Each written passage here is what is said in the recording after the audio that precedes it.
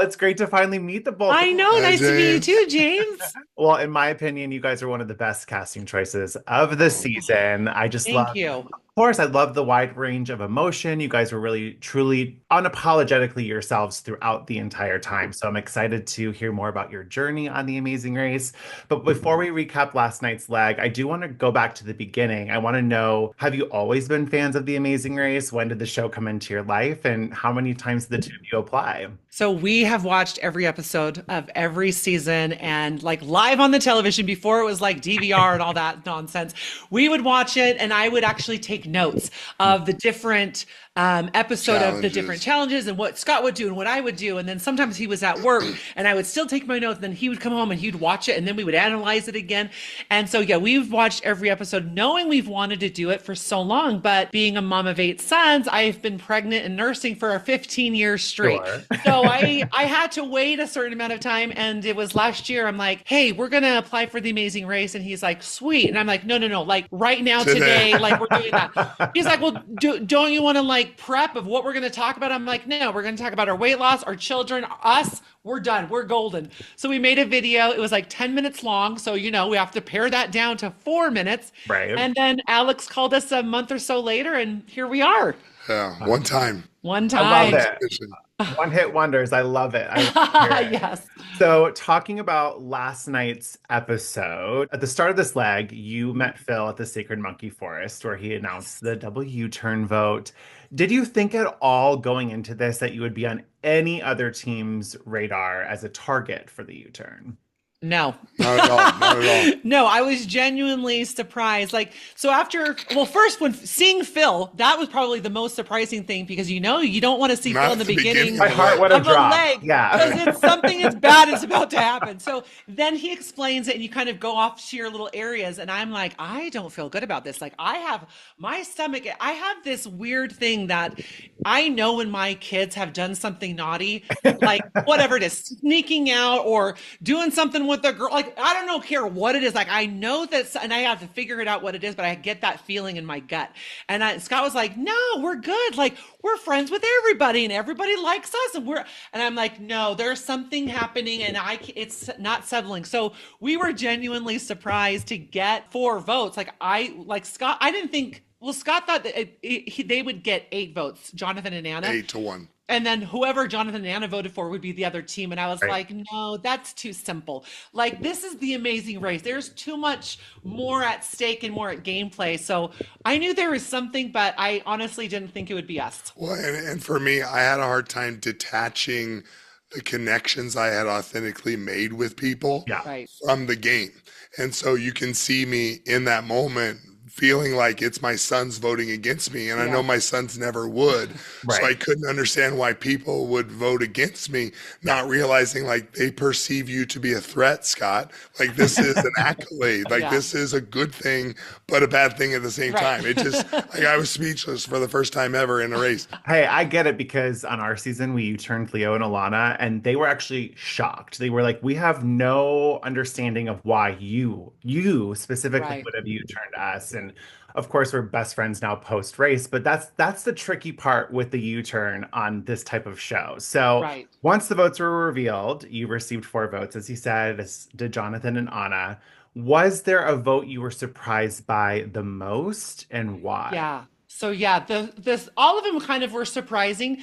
It was Nick and Mike that I was like, oh, that would hurt a little bit because we felt like we had, again, it was that friendship. It's on a totally, it's not gameplay. It was like we felt we had a really good connection and we were friends with them, and that we didn't have an alliance or an understanding, but because we had connected on so many different levels and kind of chatted as often as we could with them, we kind of felt like they wouldn't have voted for us. So we were more. Like literally that morning before we started from the village, I was the one that was telling Nick that looked like a really, really bad eye infection because I see that all the time in the emergency room. Yeah. And I Yeah. was like, dude, you got to get that checked out. And he's like, well, they've already looked at it. They said it's okay. And I'm like, no, that needs antibiotics. Like you Yeah. could lose your eye. Whoa. And so again, because I'm like trying to give this counsel and this like support and then have a team turn it back on you later for strictly gameplay reasons, right. Yeah. it just still it didn't compute like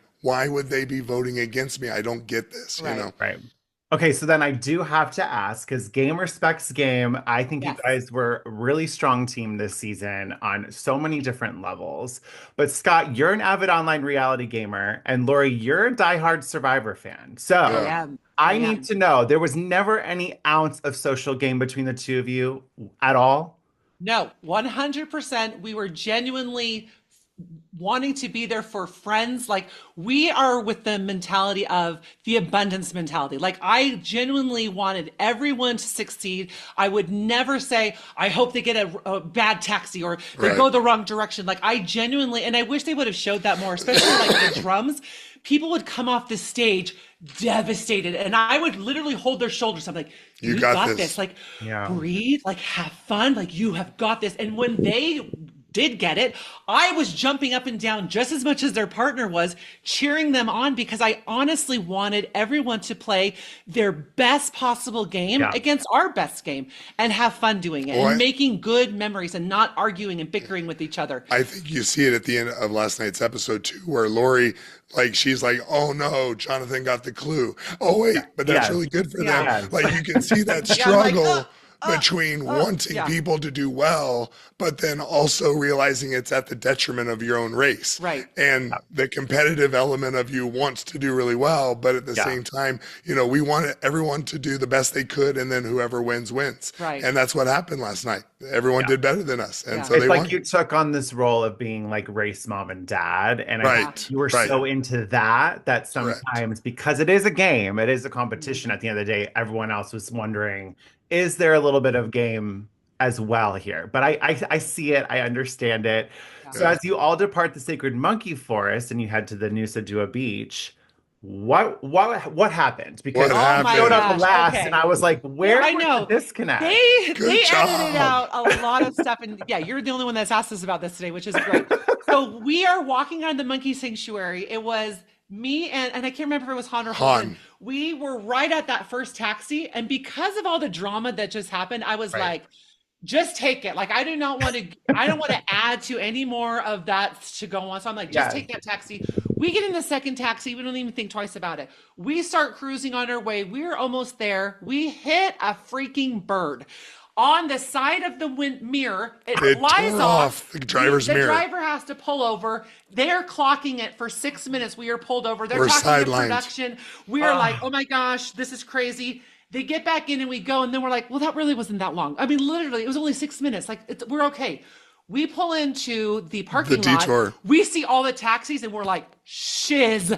We We're are now last. dead last. Or like, how Oh. did that happen? Well, did you notice whose taxi got there first? Right. Han and Holden's Holden. taxi. I'm like, this is the great thing about Oh, The so Amazing gross. Race is that so many tiny little micro moments of that could change the entire outcome. So yeah, I could be mad and be like, coulda, woulda, shoulda, we should have taken that taxi. We'd never been. It is what it is. Like I'm totally fine of how the episode played out in our position in The Amazing Race. But so yeah, we get there last and we're like, oh gosh. But again, we're not like, woe is us. We suck. We're terrible. Right. Like we're like, we got this still. Like let's do coconuts. And we beasted out those coconuts. We finished second place doing it, going twice. trips. Yeah, with like the same thing with Alyssa and Josiah. I mean, we tried to do that darn coral, but when It it killed dries, us. it changes color, which I didn't really know. Yeah, I was going to ask about the coral specifically because we see as you are doing the coconut task, Carson and Jack were like, pay attention to the colors. Yes. The colors matter. And then when you guys got to coral, I was like, what? I don't think I was understanding what was happening because I felt like you guys understood at the core We of it did. what needed to get done. So that's Yeah. what the issue was, is the coral would change color depending on how Yes. wet it was. Yes. Which first shout out to Jack and Carson for They taking took the like time. 5 seconds, 7 seconds to give us a little nugget of help. And even they didn't show up, but Josiah and Alyssa did the same thing. Like those are genuine connections besides the game that Right. you're like, You oh, we're like, appreciate. yeah, we really, really appreciate that. I mean, it didn't help the outcome of the game, but it was so kind to see that. So yes, we knew the color. We go in, we're putting the purple, the purple broccolis Right. together and the green ones and da-da-da-da. But then as we go back and forth, because now we're like the third or fourth team there, our table's a little bit farther away from the other table. So we're kind of taking now time going back and forth. Well, one piece of coral slightly changes color and we don't know. And it's like, check, check, check. I mean, they were nice on that check. I honestly think we got over 10 Like times. 15 or 17 times, we Probably think. that, and they did not Oh, show that. And Yeah. I'm like, when in Amazing Race have they not shown the attempt number? And I was like, right. They were thank you, gracious. production. They were very gracious Yeah. and didn't Especially show that after one. Nick and Mike's like 31 Right. attempts. 30 and stuff. something. Right. Yeah. So I was like, oh my gosh, they didn't show that. But yeah, we at least 10, if not more. And it was that one piece. We got it re-wet. We saw it. We're like, oh my gosh. And then we changed it. And then we got the heck out of there. But it was so hard for me because up until that point, every memory challenge or every detail oriented challenge, I was beasting out in like one or two attempts. Right. And so it was so hard for me to be told, no, you're wrong and not why. Yeah. And I'm like, no, I'm right. We got like, it. You're wrong. You're wrong, like, buddy. It just didn't compute. It didn't compute. I didn't And understand with it. me not being strategic or memory at all, like I am relying on Scott. And so when the guy's like, no, and I'm like, no, it is because Scott is the one that did the challenge. Like he has the good memory. Like, no, you got it wrong. Like it was so weird. And then finally figuring out it was just one darn piece of coral, which, Our fault. yeah, our fault. Well, you guys are you're a really good team in the sense that it was always you versus the task and never you against each other. After completing the detour, you were right on Jonathan and Anna's tail heading into that roadblock. Scott, what were your thoughts? Because you're the one that was doing this roadblock at this point in the race.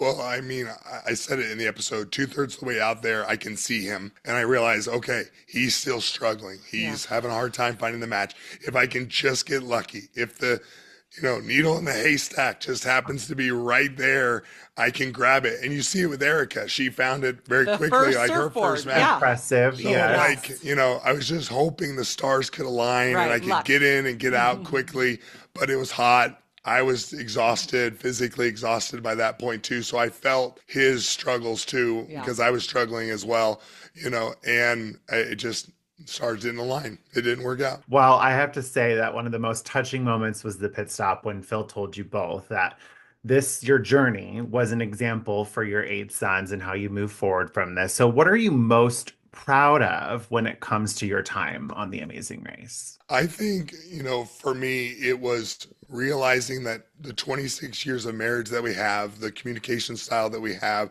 the understanding of each other held up in The Amazing Race. Like I thought there might be moments where it maybe would overwhelm us or overcome us, and realizing that that positivity that we bring to life also worked out in The Amazing Race. There was somebody who said to me, why didn't you just go in the back of the truck and peel off every single coconut from the vine so that you couldn't transport them on the bike? Right.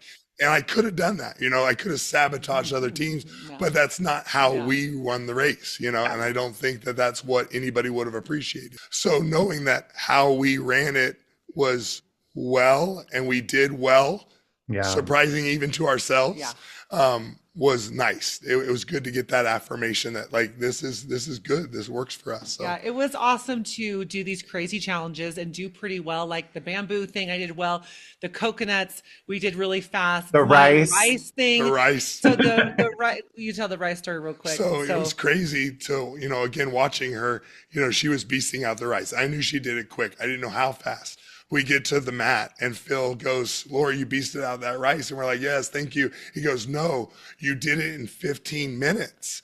And we're like, okay. And he goes, that's faster than anyone else today did any of the weights. And it's faster than all of our production did the day before.